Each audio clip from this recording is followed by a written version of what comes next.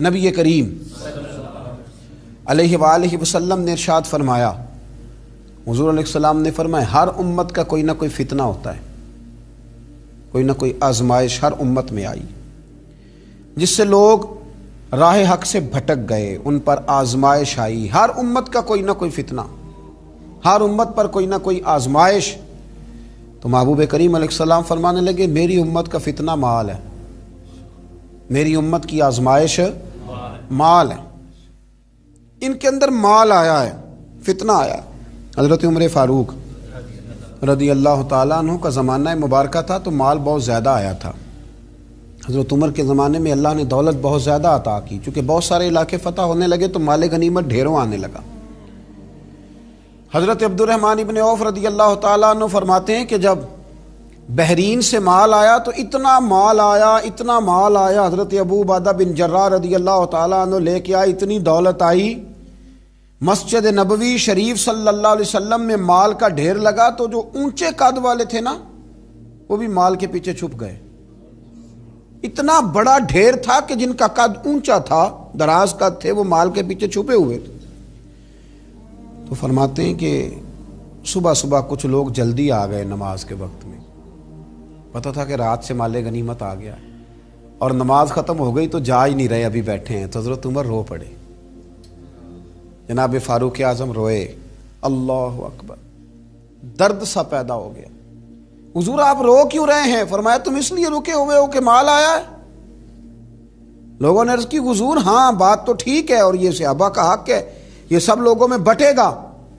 تو حضرت عمر فاروق رضی اللہ تعالیٰ عنہ سے کہا جناب آپ شکر ادا کریں، آپ رو رہے ہیں۔ فرمایا تمہیں نہیں نہ پتا، میں نے اپنے نبی پاک سے سنا ہے علیہ السلام، حضور نے فرمایا میری امت کا فتنہ مال ہے، جہاں مال آتا ہے وہاں عداوت بھی آتی ہے، جہاں مال آتا ہے وہاں تلخیاں بھی آتی ہیں، جہاں مال آتا ہے وہاں لالچ بھی آتا ہے، جہاں مال آتا ہے تو وہاں پھر لوگ ایک دوسرے سے بٹورنا بھی چاہتے ہیں۔ جب تک جیبوں میں مال نہیں نہ ہوتا تو جو بھی پیار کرتا ہے ذات سے کرتا ہے، اور جب جیب میں مال آتا ہے تو پھر زیادہ تر لوگ جیب سے پیار کرتے ہیں۔ یہ امیروں کا کہنا تو ہوتا ہے کہ لوگ بڑا چاہتے ہیں جی بڑی اللہ کی عزت ہے، تو میں کہا کرتا ہوں ذرا دولت الگ کرنا، پھر اپنی حیثیت کا تعین کر کے تیری کتنی عزت ہے۔ یہ دولت کا لیبل ہے نا، اس کو ذرا اتار، خود پتہ چل جائے گا تیرے پاس کیا ہے۔ میرے نبی کریم علیہ السلام نے اسے فتنہ قرار دیا، یہ تو آزمائش ہے۔ لالچ کرنا، لالچ میں پڑے رہنا، لالچ کی طرف سفر کرنا، اور مطمع نظر لالچ بنا لینا، مطمع نظر۔ ایک بہت بڑے دولت مند کا میں ایک دفعہ اس کا انٹرویو اخبار میں چھپا تو میں دیکھ رہا تھا، تو کسی نے اس سے پوچھا کہ دولت کیسے کمائی؟ تو کہنے لگا جی میں نے 10 لاکھ والا کام بھی نہیں چھوڑا اور 10 روپے والا بھی نہیں چھوڑا، سارے کام کیے، بس کوشش کی کہ جہاں سے آ جائے اسے حاصل کر لینا چاہیے۔ اب کھل کے بات تو لوگ کرتے نہیں، حالانکہ بہت ساری جگہوں پہ اس بات کا ترجمہ یہ ہوتا ہے کہ نہ جائز دیکھا نہ ناجائز دیکھا، بس جہاں سے آئے، جتنے آئے، جس ترتیب سے آئے۔ شام کو یہ حساب ضرور کرنا ہے کہ آج میرے بینک بیلنس میں کتنا اضافہ ہو گیا۔ لوگوں نے دولت ہی کی طرف دیکھا، دولت ہی کو پرکھا، پیسے نہیں تو رو پڑے، جائیداد نہیں تو رو پڑے، مکان نہیں تو رو پڑے۔ جس دن 4 گاہک کم آئے اس دن رو پڑے، جس دن کام دھندا کم ہوا تو سارے زمانے کو بتایا کہ بڑی غربت ہے۔ میں کہا کرتا ہوں کہ جب اللہ تعالیٰ گاہک زیادہ بھیجتا پھر بھی شور کیا کرو، جب اللہ تعالیٰ نوازتا ہے اس کا بھی اعلان کیا کرو۔ میرے بھائی، حضرت عیسیٰ علیہ السلام کا ایک فرمان بڑا ہی شاندار ہے، اس عنوان پر اگر ہماری سمجھ میں آئے تو ہماری طبیعت ٹھنڈی کر دے گا۔ اور جناب عیسیٰ علیہ نبینا علیہ الصلوۃ والسلام نے ایک بات کہہ کے کتنے سارے مضامین بیان کر دیے، اللہ کے پیغمبر علیہ الصلوۃ والسلام نے کتنی ساری باتیں کھول دی ایک جملہ کہہ کے۔ جناب عیسیٰ علیہ الصلوۃ والسلام فرمانے لگے دنیا کو اپنا آقا نہ بنانا، دنیا کی دولت کو اپنا آقا نہ بنانا، ورنہ یہ تمہیں اپنا غلام بنا لے گی۔ اسے اپنا آقا نہ بنانا ورنہ یہ تمہیں اپنا غلام۔ جنہوں نے دولت کو آقا بنایا اس نے پھر ان کو اپنا غلام بنا لیا، پھر بیچارے کروڑوں پتی ہیں پر سو نہیں پاتے ساری رات، اربوں روپیہ پاس ہے پر نیند سکون کی میسر نہیں آتی، چونکہ دولت آقا ہے نا، تو یہ وہ آقا ہے جو قابو آتا نہیں۔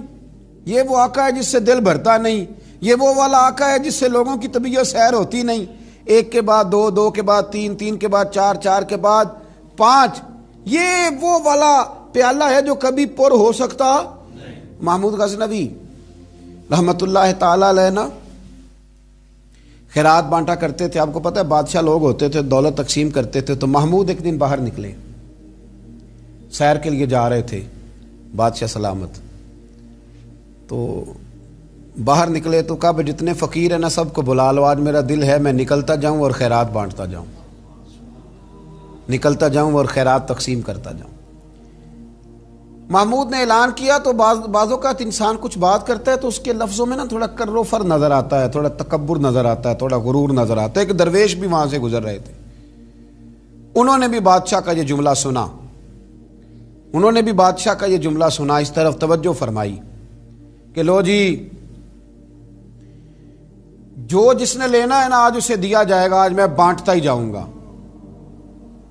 وہ بزرگ بھی آ گئے، کاسا لکڑی کا پیالہ ہاتھ میں پکڑا ہے، وہ بھی تشریف لائے، اور محمود غزنوی جب بانٹ رہے تھے تو انہوں نے بھی اپنا پیالہ آگے کر دیا، انہوں نے بھی کچھ لینے کے لیے پیالہ آگے بڑھایا، تو محمود غزنوی نے اپنی جیب سے چند سکے نکالے، چند اشرفیاں نکالیں، اور جب بابا جی کے پیالے میں ڈالیں تو آواز تو آئی کھٹکنے کی، لکڑی کے پیالے سے جب چاندی کے سکے ٹکرائے تو آواز تو پیدا ہوئی، لیکن بزرگوں نے پیالہ پھر آگے کیا، کہنے لگے اس میں تو کچھ بھی نہیں، تھوڑا اور ڈال دو۔ محمود کہتا ہے میں نظر ڈال کے دیکھا تو پیالہ تو واقعی خالی تھا، بادشاہ تھا، کہہ چکا تھا کہ آج بانٹنا ہے، جو کوئی مانگے گا اسے دینا، پھر جیب میں آ ڈالا۔ یہ انا کا بت بھی بڑی مشکل سے ٹوٹتا ہے نا، یہ بڑا پکا ہوتا ہے، یہ نہیں ٹوٹتا۔ دوبارہ پیالہ ڈالا تو پھر چیزیں کھٹکنے کی، بجنے کی آواز تو آئی، لیکن بزرگ کہنے لگے کہ تو نے تو کچھ بھی نہیں دیا۔ پھر پیالہ آگے کیا تو محمود نے جھوک کے دیکھا تو پیالہ پھر خالی تھا، اس نے پھر کچھ ڈالا، پھر دیکھا تو خالی، پھر ڈالا، بجنے کی آواز آئی، پھر خالی۔ اب بادشاہ تھا، ہارنے کا نام ہی نہیں لے رہا، یہ شکست کھانا ہی نہیں چاہتا، اس نے تھیلے منگا لیے، بوریاں منگا لی پیسوں کی بھری ہوئی، ڈالتا جا رہا ہے، بجنے کی آواز آتی ہے۔ محمود تھک گیا، کہنے لگا بابا اس کے نیچے کون سا سوراخ بنایا ہوا ہے، کیا ہے اس کے نیچے، جو سمجھ میں نہیں آ رہا کیا ہے۔ تو ان بزرگوں نے بڑی شاندار بات کی، کہنے لگے محمود یہ انسانی خواہشات کا پیالہ ہے، اور یہ خواہشات کبھی پور نہیں ہو سکتی، ایک پوری کرتے ہیں تو دوسری بن جاتی ہے، ایک پوری کرتے ہیں تو دوسری۔ حضرت مولا علی شیر خدا رضی اللہ تعالیٰ عنہ فرمایا کرتے تھے نفس کی خواہشیں ان بھیڑوں کی طرح ہیں جو کبھی قابو میں نہیں آتی، ادھر سے گھیر کے لاؤ تو ادھر والی نکل جاتی ہیں، ادھر سے گھیر کے لاؤ تو ادھر والی نکل جاتی ہیں، دونوں کو سمیٹو تو سامنے والی گائے۔ یہ خواہشات ہیں، یہ کبھی پوری یہ نہیں پوری ہوتی میاں۔ پھر انسان آگے سے آگے بڑھتا رہتا ہے، ہرس کرتا ہے، لالچ کرتا ہے، طمع کرتا ہے، لینے کی خواہش پیدا کرتا ہے، لیکن یہ چیزیں کبھی اس کے حق میں مؤثر ثابت نہیں ہوتی۔ ہاں میرے نبی کریم علیہ الصلوۃ والسلام سے پوچھا گیا تھا یا رسول اللہ ذلت کیا ہے؟ فرمایا لالچ کرنا۔ تو حضور عزت کیا ہے؟ فرمایا جو رب نے تجھے دیا اس پہ راضی ہو جا، اللہ عزت عطا فرما دے گا۔ قناعت میں عزت ہے، لالچ میں ذلت ہے۔ تو ہرس کرنا، ہوس کرنا، مال کے پیچھے بھاگنا، لوگ تعلیم حاصل کرتے ہیں تو مال کمانے کے لیے، ہنر سیکھتے ہیں تو مال کمانے کے لیے، کسی استاد کے پاس جاتے ہیں تو مال کمانے کا طریقہ سیکھنے کے لیے، کسی سے یارانہ لگاتے ہیں تو کہتے ہیں ذرا دیکھو تو صحیح آگے کیسے گیا ہے۔ جب مطمع نظر ہی مال ہو، جب توجہ ہی ساری مال کی طرف ہو، جب دولت ہی ہر چیز کا لوگ حاصل سمجھ لیں اور مقصود اور مدعائی دولت کو بنا لیں، تو پھر انسانوں میں کمزوریاں پیدا ہوتی ہیں، روحانی قوتیں ختم ہوتی ہیں، پھر انسانوں کے اندر شوق، ذوق اور وہ ساری چیزیں کمزور پڑتی ہیں۔ میرے نبی